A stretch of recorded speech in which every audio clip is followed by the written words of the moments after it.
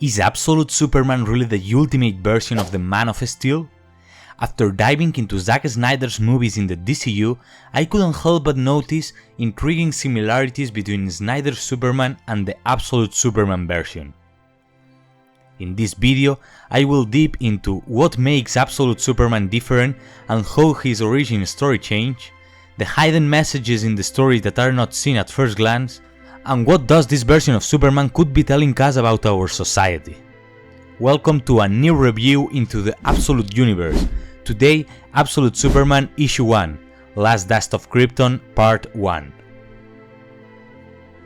Writes Jason Aaron, born in 1973 in Jasper, Alabama, is a prolific comic book writer. He first gained recognition with The Other Side in 2006 and became widely known for his work on Marvel titles such as Thor: God of Thunder, including the acclaimed Jane Foster Thor storyline, Wolverine, and The Avengers.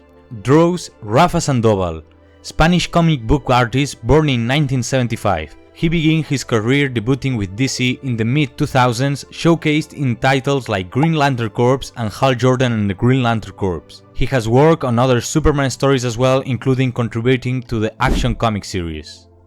The comic starts at Krypton, shows a society divided into two main classes, the ruling class, the ones who rule the world, and the labor guild. Jor-El and Lara-El are from the low class, and we see through dialogues that Lara was a very promising student until she criticized the government low funding into interstellar exploration and was labeled as unruly when she was 9 years old.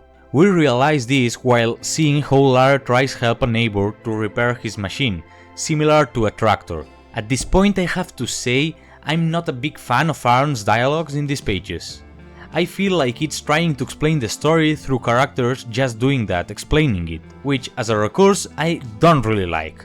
But I have to admit that it only happened to me at these first pages. After that the comic narrative catch me and the dialogues seem more dynamic. On the hand of the story, I don't love the idea of the El family not being part of the scientific organization of the planet. I see this separation and the story of Lara as a criticism to how the scientific organizations works in our world. Critique that I agree with, but I prefer the classic focus where the critique is not in how the science is done, but on how government does take decision on politic interest instead of scientific evidences and population wellness. But in this comic, instead seems like the critique refers to the way we let some people do science while others can't. How the whole scientific system is corrupted by the political interest, which is interesting but not that reliable to our world problems. While it's true I feel this way, at the same time I really think it's a very interesting vision and I love the S-Shield not only to be a representative of the El's family, but to all poor class in this world. It's a symbol of shame, sign of poor and unskilled, which connects with a Superman with a moral of defending the poor people from the high society, defending rights and going against the status quo. This Superman that we are going to see in a moment is a proactive hero, even if it's trying to have a low profile to not be detected. The comic takes us to Jor-El. He works in a mine as a geological engineer and he says that the operation in the mine have to stop until they found if the mine's stability is okay. The supervisor does not agree, using his power of a status as a proof that his words are more valuable than Jor-El's. Finally, all starts to explode, causing some deaths. Also, we realize here that Jor-El was indeed a scientist, until he made a speech about environmental concerns on his graduation ceremony, causing him to leave his position in the Science League. Here, the comic does a parallelism going to Earth where we see a similar situation with some Brazilian miners who are forced to work in the mine, even when there is some toxic particles in the air. But when they finally enter to the mine, the ore has been already mined. They don't understand what had happened, but at the end they don't mine, and see it as an excuse for getting out of the mine before time. We see that what happened was that the night before, Kal entered into the mine and did all that so the workers wouldn't be exploited. The fact that this happened in Brazil could have something to do with the artist. As I mentioned before, the artist of this comic is Rafa Sandoval, but this wasn't always like that. When the project was announced, the artist was gonna be Rafael Albuquerque, but he had to step down to severe flooding in his country, Brazil. Therefore, this sequence happening in Brazil could have been decided to happen like that before Albuquerque's step down of the project, or it may be a way to honor him by the final authors. When the guards in the mine see that the workers get out with all the ore mined in a few minutes, they understand something weird has happened, so they start interrogating a worker. It's interesting to notice these guards are in fact peacemakers. I'm not very into Peacemaker in the comics, but I do enjoy the show and like the character, so it has been a good reference for me to have this here. Also, I think this reference helps create a connected universe for the comic. At this point, the Peacemakers realize there is one worker who hasn't come to work. The comic goes to a favela with a weird solar panel, where we see someone or something talking about some protocols, the last one consisting in waking up Kal. Here starts a battle between the Peacemakers and Superman, where we finally see Superman's suit in its splendor. I have to say I didn't love the suit in this comic, while in some covers of it I did, but I still have liked it, especially the hair Kal wears and the solar energy parts in arms and legs. What I have missed is the classic red underpants as well as the cape, but in some covers the cape does appear, so that's not a problem. I feel like this version of Superman, from the design to part of its actions until now, is a bit of a god among humans, more similar to Zack Snyder's version of it, and I have my own opinions about it I will deep in later. And here something interesting happens, cause for a moment I was thinking about this voice that talks to Kal being this universe version of Brainiac, but something was missing. The colors didn't match, until we see Peacemaker's gun have as well some type of AI, this time represented with purple. While the fight continues, we see that some soldiers from Lazarus Corp, which is probably a reference to Resurrection in the DC continuity, are monitoring Superman, when some soldier finds out how he is talking to the suit and this one seems to be protecting him. Then we see Superman exploding all his solar energy, causing some destruction around. Then he asks the AI to shoot him down. The AI does it and asks Kal to return to the shadows. Says that some worlds cannot be saved. He must remember always the lesson of Krypton. At this moment the militaries arrive and Kal accepts to go away, but has no time before one soldier handcuffed him. This soldier is Agent Lane. I really like it to see Lois as a soldier fighting with Superman. I find it interesting how she has followed her father's step, but I suspect she will still have her personality which can confront with some military orders at some point. I also want to see the Daily Planet in this universe, but this doesn't mean we are not going to have it, but just need to wait a bit more. With this the comic ends, but this is not all of it.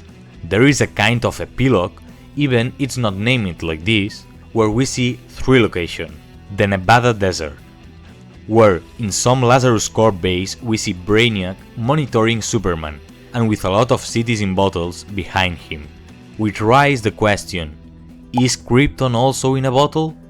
Central Kansas, where we see an old Kent's house, mostly in ruins, with a sign showing it's now property of Lazarus Corp. What happened to the Kents in this universe? Who are they? Which connects with years ago, Krypton, the Redlands.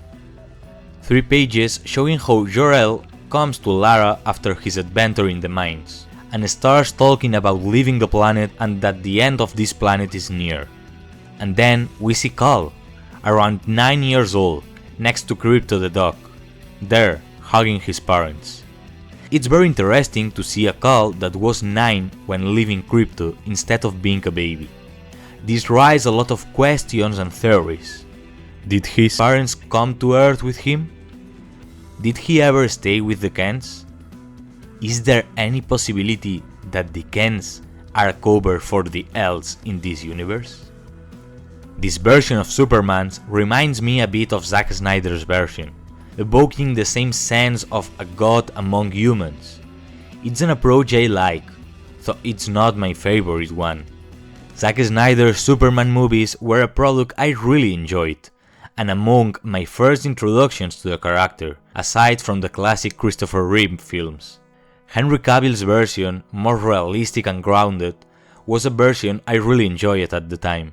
But with the time, as I've read more about Superman in the comics, I've come to enjoy a different version of the character, a more classical one, the hopeful Boy Scout with his unwavering morals and attitude. What excites me now is that I can enjoy both versions on the big screen, where it seems James Gunn is returning to this classic style in his upcoming Superman movie, starring David Corenswet as the Son of Krypton. While in the other hand, I can enjoy this more godlike Superman in this absolute universe, a version I also enjoyed by the hand of Jason Aaron and Rafa Sandoval. With this comic, the Absolute Universe has officially begun, with each member of the Trinity having their own series. Even I will deep deeper into the overall universe in a future video, but here are some initial thoughts. All three comics capture my attention for each story and for the universe. My favorite so far has been Absolute Batman, which is not that surprising given that is my favorite superhero. Wonder Woman was a pleasant surprise that I really enjoyed and made me want a lot more about the character. And with Superman, my feelings are mixed. On one hand, this is the one I liked the least. But at the same time, it's the one that intrigues me the most. It raises a lot of questions. While the others two have explained the origin of the character from the start and now they just need to develop the story, in this one, the origin of Superman is still an incognito.